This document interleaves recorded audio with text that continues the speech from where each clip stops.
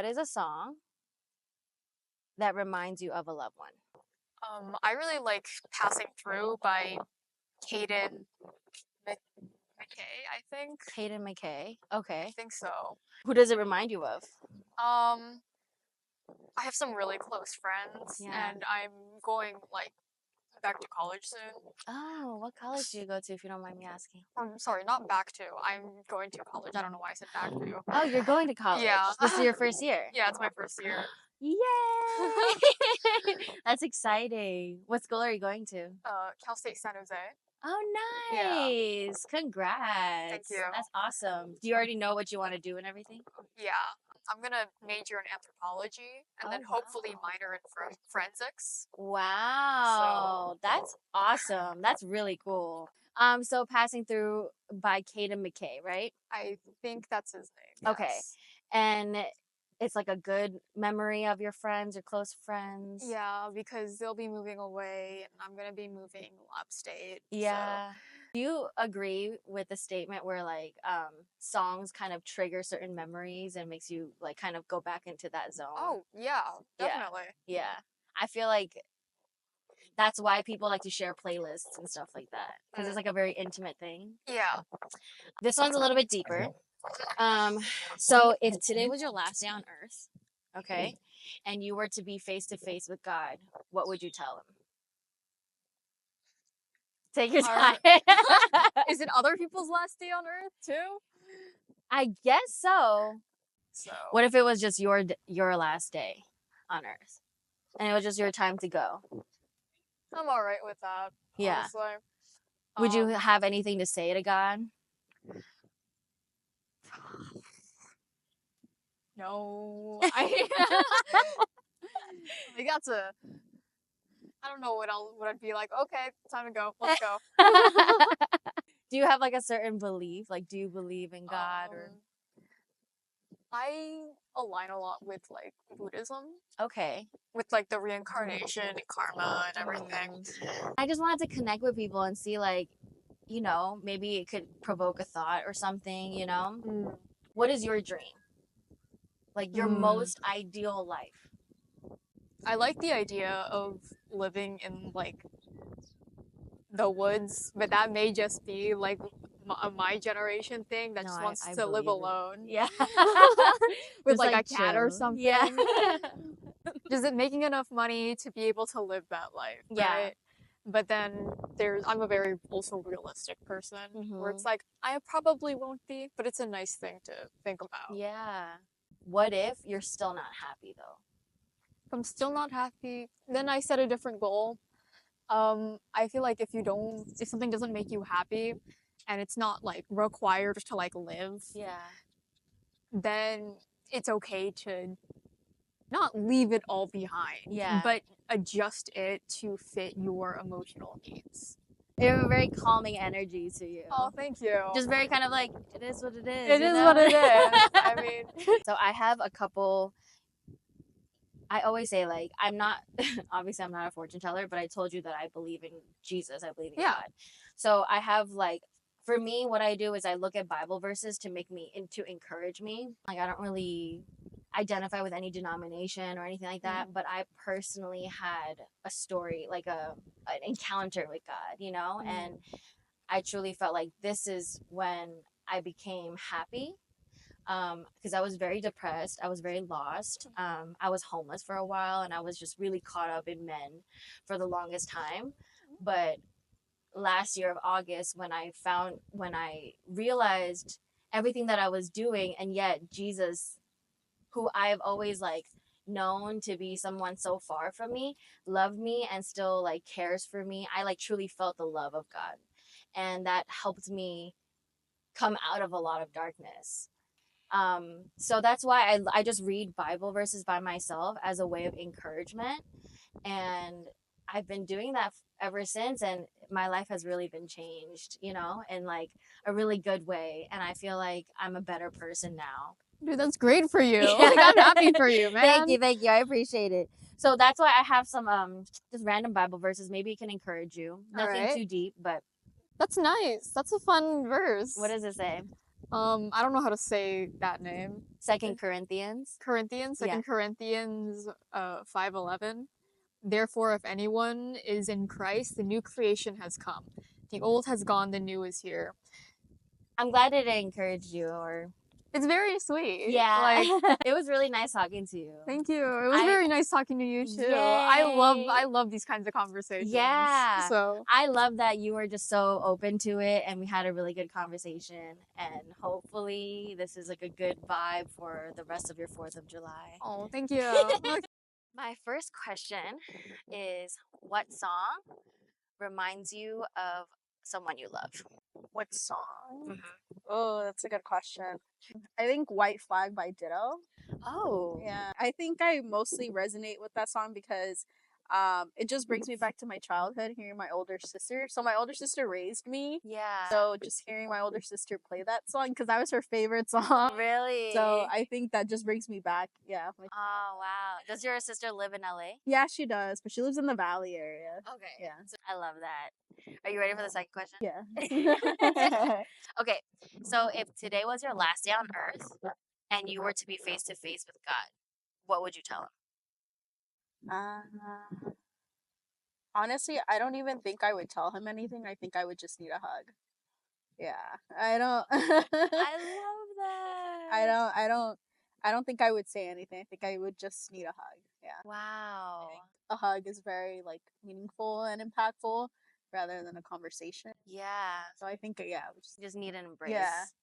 Do you believe in God? Yeah. I'm Christian. You're Christian? I've been doing this for like, well, I had one episode. This is the second one.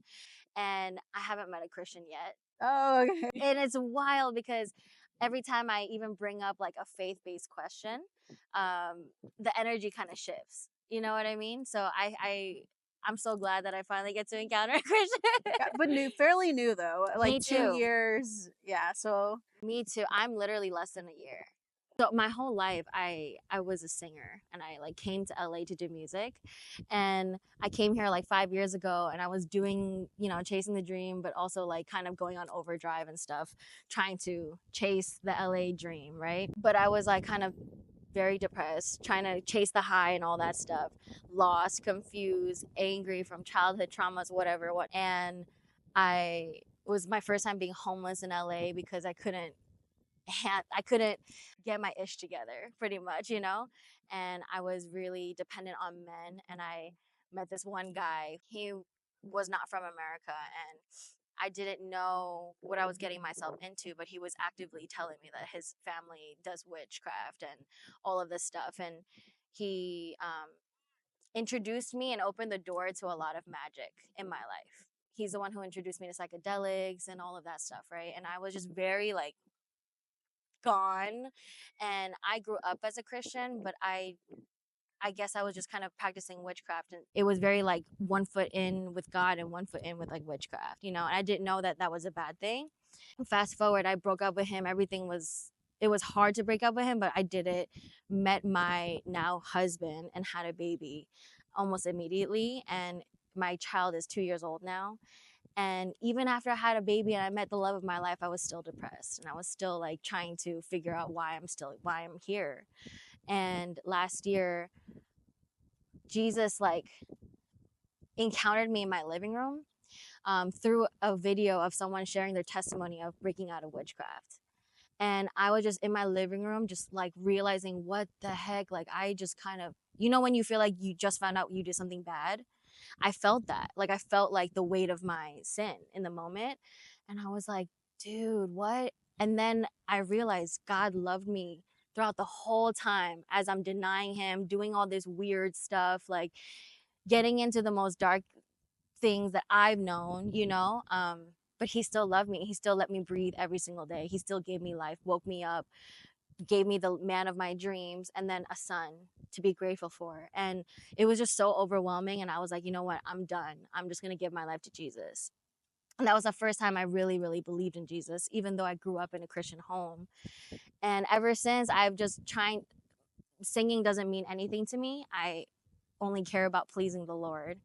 And I've just been going around LA just trying to talk to people about spirituality and stuff, and not trying to convert nobody, because I'm not, God didn't say you're a minister. You know, like I have no right in that sense, but I do have a testimony, and I feel like testimonies really set you free, and like it touches people in a different way, you know, just like that person's testimony changed me. You know what I mean? That's why I'm here. I'm trying to connect with people, and like maybe even just have like a little conversation about faith, or what do you believe in and stuff, just so that I can kind of have a deeper connection with other human beings. That's why I'm doing this. But I'm done sharing about myself. Do you mind if you have a testimony, or if you have like your own story of God? I do. Well, it's mostly so in 2021, I was assaulted. So I think sorry, I haven't been spoken about it. So for 6 months I couldn't walk. So I think just going through like the whole court proceedings, um, and I think what hurts more is that like I was just walking home and it happened. Wow. So I think it's just like so hard. Yeah. But I think that's what changed it for me. My back was hurting, like the pain I was feeling, I felt ashamed. Yeah. Even though I know I didn't do anything and I was just walking home, but it's just like something I lived with for like now, cuz I never told my family. Like I felt like I had to hide it. Wow. And I went to therapy and everything, but I mean, just talking about it like didn't really help me, and I think it was just like picking up the Bible for me. Wow. I feel like saved me because I did want to commit suicide. I think it was just picking up the Bible that saved me. I feel like there isn't a certain passage. It was just I was just reading all of it, and I think too it's the fact that I had to keep it from people. I'm just grateful that I am alive right now because my life has changed dramatically. Right. That's like my testimony of why I got closer to God. Wow. Thank you so much for sharing. Like, it's truly an honor to hear your testimony. I just know that shame is not of God. You know, this is something that someone told me, saying like no matter what your sin is, God forgets and he forgives. He doesn't keep any record of your wrongdoings.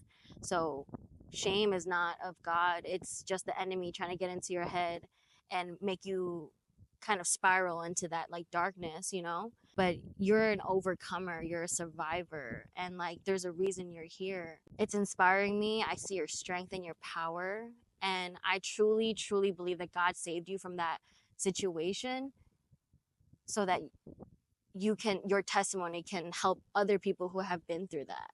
That shame I can kind of relate to. Not 100%, but one thing I have to constantly do is like forgive myself every day, you know, because we're here. Yeah, that's what I try to do every day. I try to tell myself something I'm grateful for. Yeah. Even if it's just something little. But thank you for sharing your testimony. Thank you for listening and sharing your testimony too. Like I don't know, like just hearing both of our testimonies, all I can say is like just glory to God, you know? Like yeah. I also think like the situations that we're put into, there's always something that comes out of it, even if it's negative or positive, whatever it may be. I think it just brings out your strength. yeah. I wrote Bible verses. Instead of give like you know how people give out like fortunes and stuff, but obviously I don't practice that. But I do read the word and I use it as like a way of encouraging myself sometimes. And every time I do an interview, I offer like, would you like to pick, you know, a Bible verse? Maybe it'll encourage you or not, or maybe it'll just be in the trash, whatever it is, you know, like. But it's just a small thing I can kind of give. Would you like to pick one? The Lord is compassionate and gracious, slow to anger, abundantly in love, aboundingly in love. Wow. That is insane. I was reading Psalm 103 yesterday. And you know what's crazy? I was reading that because I was listening to a sermon. The sermon was talking about God as a father. The pastor was saying that he has children, 3 children, and one of his children is 2 years old.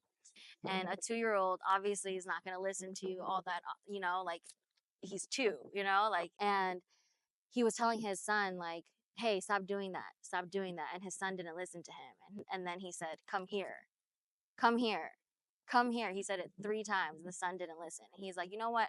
Now I have to get up, and now it's judgment. So now you're going to get punished, right? As he's walking towards him, his son got scared a little bit, and he just put his arm out, and he just did this. Like, he knew he was in trouble, but he was just asking for a hug. And the pastor said, it gets me every time, every time. And he said, in that moment, I could have chosen to show judgment on him and punish him for not listening to me, or I could have chosen to be compassionate. And I was compassionate because that's my baby. And that's how God views us, is no matter what we do, God is very compassionate because we're his children, we're his baby, you know? And that struck me really hard. Very also, it resonates too. Mm-hmm. I just feel like there's some times where I'm hard on myself too. And I think all of us are in some way, but it's always a good reminder that he is compassionate and gracious to us. So that's all we need. Yeah. It's so nice talking to you. It's nice talking to you too. Thank you so nice much. meeting you. Nice to meet you too. Good luck. Thank you so much.